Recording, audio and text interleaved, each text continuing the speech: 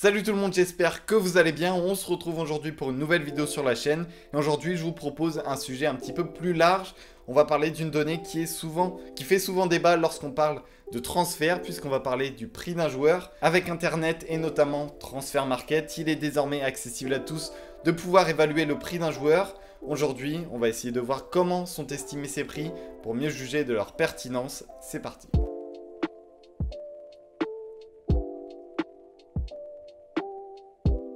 Matthias Seidel est un supporter du Werder de Brême en Allemagne. On est alors au début des années 2000 et ce dernier peine à trouver des actualités concernant son club de cœur. À l'époque, le seul moyen de s'informer, c'était d'aller acheter le journal local. Il décide alors de créer son propre site internet pour pouvoir échanger avec d'autres supporters du Werder comme lui.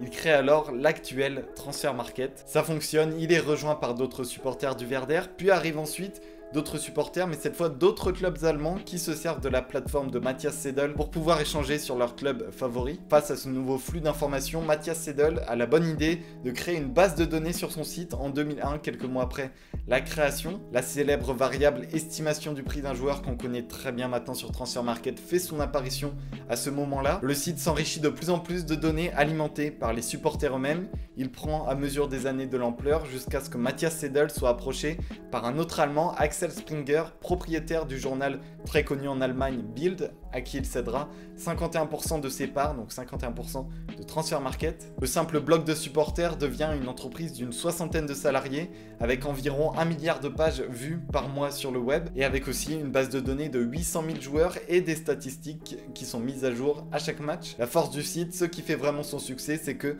n'importe qui peut trouver n'importe quand la valeur marchande de n'importe quel joueur dans le monde, à tel point que les acteurs du football professionnels l'utilisent dans leurs rapports annuels destinés aux investisseurs.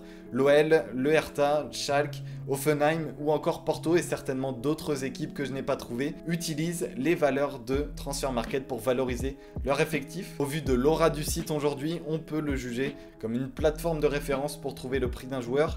Mais est-ce que sa réputation est un gage de sa fiabilité? Pour le comprendre, il faut déjà savoir comment est calculée la valeur marchande d'un joueur sur ce site, et le mécanisme n'a pas beaucoup évolué depuis la mise en place d'une telle échelle de prix sur le site. Transfer Market est un site fait pour les fans et surtout par les fans, et ces derniers participent à corriger ou ajouter une donnée concernant tel ou tel joueur, un petit peu comme fonctionne Wikipédia aujourd'hui. Et c'est donc exactement le même principe pour les estimations de prix, à savoir que les utilisateurs débattent et font des propositions sur les forums du site. Vient ensuite une partie plus restreinte d'utilisateurs avec, on va dire, un niveau hiérarchique un petit peu plus fort qui s'appelle les experts sur le site, qui vont entendre les arguments de chacun et essayer de dégager un compromis pour relever un prix qui paraît le plus cohérent par rapport à tous les arguments qui ont été proposés sur les forums. Lorsque ces experts se sont mis d'accord et se sont positionnés sur un montant, ils vont remonter la proposition aux employés, cette fois à Hambourg, qui vont donner leur accord final et effectuer le changement sur le site. A noter que le prix d'un joueur peut être actualisé jusqu'à 4 fois par an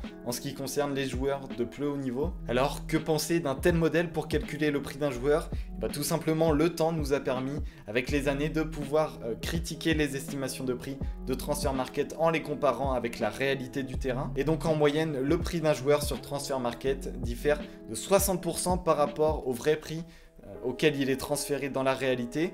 On est à plutôt 34% en ce qui concerne les joueurs vendus à plus de 10 millions d'euros. Christian Schwartz, responsable international des valeurs marchandes sur le site, le déclare lui-même. Les clubs ne devraient pas prendre de décision de transfert sur la base de nos estimations. Notre méthode n'est pas scientifique. Les limites du modèle de Transfer Market résident en fait dans celui qui fixe les prix, à savoir l'être humain, qui est toujours influencé par sa subjectivité, par ses émotions, également par les biais cognitifs qui l'entourent. On parlait juste un instant d'une méthode qui n'est pas scientifique. Alors est-ce qu'une approche scientifique permettrait vraiment de calculer le prix d'un joueur? Depuis 2013, l'Observatoire du football a mis en place un algorithme qui permet de déterminer la valeur marchande d'un footballeur. On y retrouve 3 types de variables. Les variables relatives aux joueurs, l'âge, le statut international, la progression de carrière, et puis bien sûr tout ce qui est côté performance avec les minutes de jeu, les buts, les passes D, les dribbles, etc. sur les 2 dernières années.